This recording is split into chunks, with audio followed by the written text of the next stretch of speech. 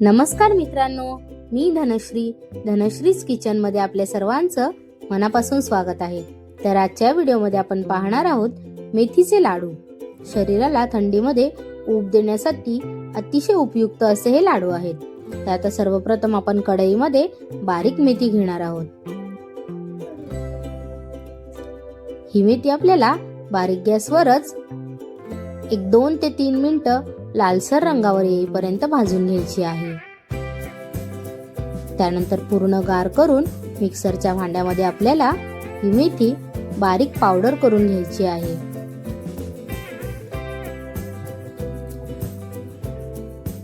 केलेली बारीक पावडर एका टोपामध्ये आपल्याला काढून घ्यायची आहे आणि आता त्यामध्ये आपण तूप ऍड करून घेणार आहोत।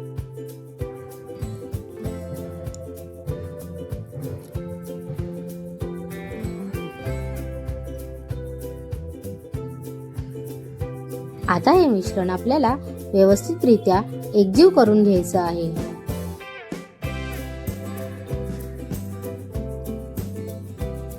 अशा प्रोसेसिंगने तुम्ही मेथीचे लाडू कराल तर अजिबात कडू होणार नाही। आता हे मिश्रण आपल्याला 3 दिवस असंच झाकून ठेवायचं आहे। आता आपण एका कढईमध्ये खसखस भाजून घेणार आहोत। खसखस देखील आपल्याला बारीक गॅसवरच भाजून घ्यायची आहे। त्यानंतर आपण किसलेलं सुक्क खोबरं देखील यामध्ये आपण भाजून घेणार आहोत। बारीक गॅसवरच आपल्याला खोबरं थोडंसं लालसर रंगावर येईपर्यंत भाजून घ्यायचं आहे। त्यानंतर कढईमध्ये आपल्याला तूप घालून घ्यायचं आहे आणि आता आपण यामध्ये ड्रायफ्रुट्स फ्राय करून घेणार आहोत। तर सर्वात आधी आपल्याला यामध्ये बदाम फ्राय करून घ्यायचे आहेत।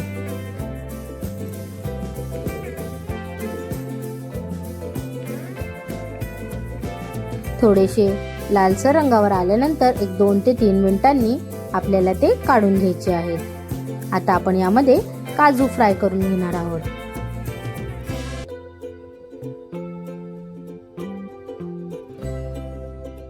काजू देखील थोडेसे लालसर रंगावर आल्यावर आपल्याला ते देखील एका डिश मध्ये काढून घ्यायचे आहेत।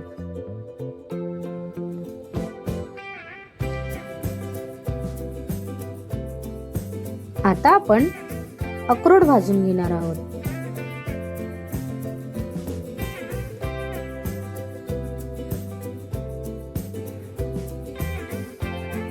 अक्रोड देखील 2 ते 3 मिनिटं आपल्याला चांगले बारीक गॅसवर परतून घ्यायचे आहेत।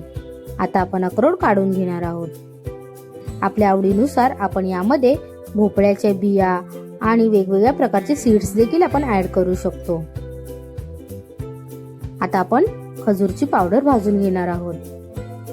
थोडं थोडं तूप घालून आपल्याला ही खजूरची पावडर खमंग अशी भाजून घ्यायची आहे। जवळजवळ 4 ते 5 मिनिटं बारीक गॅसवर आपल्याला ही खजूरची पावडर भाजून घ्यायची आहे।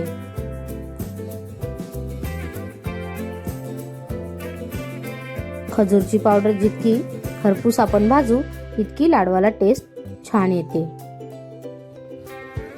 त्यानंतर पुन्हा आता आपण यामध्ये थोडेसे तूप घालून घेणार आहोत आणि गव्हाचं पीठ घालून आपल्याला ते देखील यामध्ये चांगले भाजून घ्यायचे आहे।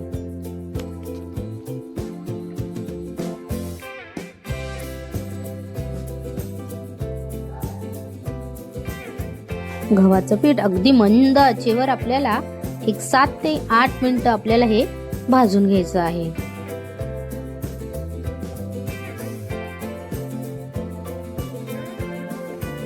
आता या भाजलेल्या गव्हाच्या पिठामध्येच आपण केलेलं जे मेथीचं पेस्ट आहे ते देखील यामध्ये आपण टाकून घेणार आहोत।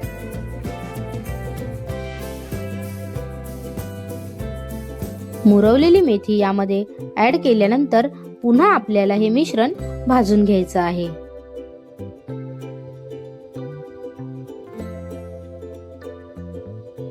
जवळजवळ 4 ते 5 मिनिटं हे मिश्रण बारीक गॅसवर आपल्याला भाजून घ्यायचं आहे।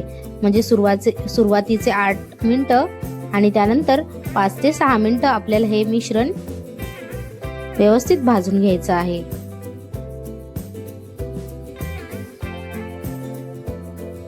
आता राहिलेले तूप देखील मी यामध्ये ऍड करून घेतलेलं आहे आणि थोडासा घट्टसरपणा येईपर्यंत पुन्हा हे मिश्रण भाजून घेतलेलं आहे।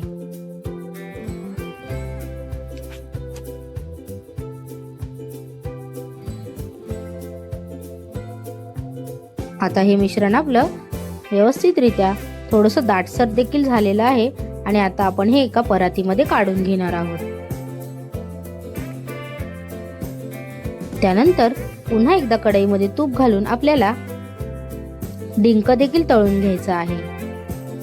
डिंक आपल्याला फास्ट गॅसवर तळायचा नाहीये, डिंक देखील आपल्याला स्लो गॅसवरच तळायचा आहे, कारण फास्ट गॅसवर डिंक फुलतो पण तो आतमधून कच्चा राहतो आणि मग लाडू खाताना ते दाताखाली कचकच लागतं। त्यामुळे आपल्याला डिंक देखील बारीक गॅसवरच फ्राय करून घ्यायचा आहे।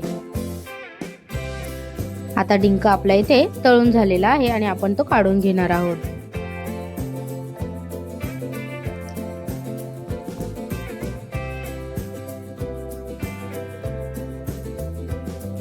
त्यानंतर आता मी यामध्ये पिस्ता देखील फ्राय करून घेणार आहे। थोडासा क्रंचीनेस येईपर्यंत 2 ते 3 मिनिटं आपल्याला हा पिस्ता तेलामध्ये फ्राय करून घ्यायचा आहे। आता हे सर्व जिन्नस आपल्याला मिक्सरच्या भांड्यामध्ये जाडसर वाटून घ्यायचे आहेत।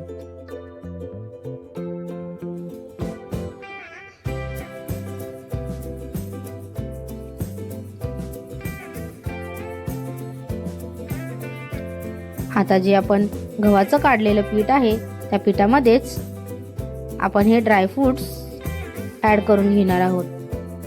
त्यानंतर खोबरं, गूळ, इथे मी ऑर्गॅनिक गुळाचा उपयोग केलेला आहे। त्यानंतर आवडीनुसार मनुके, सुंठ पावडर आणि वेलची पावडर देखील आपण यामध्ये ऍड करून घेणार आहोत। आता हे सर्व मिश्रण आपल्याला एकजीव करून घ्यायचं आहे।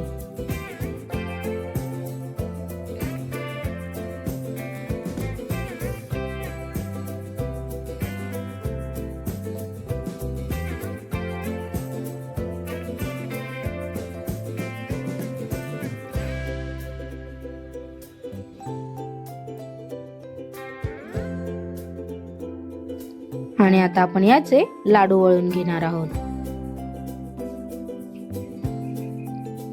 हे लाडू वळायला अगदी सोपे, पटकन वळले जातात।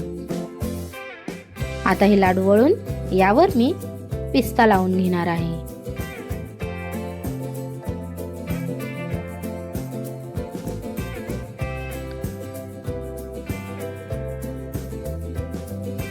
जास्त मोठाही नाही आणि जास्त छोटाही नाही, आपल्याला मध्यम आकारावर हे लाडू वळून घ्यायचे आहेत।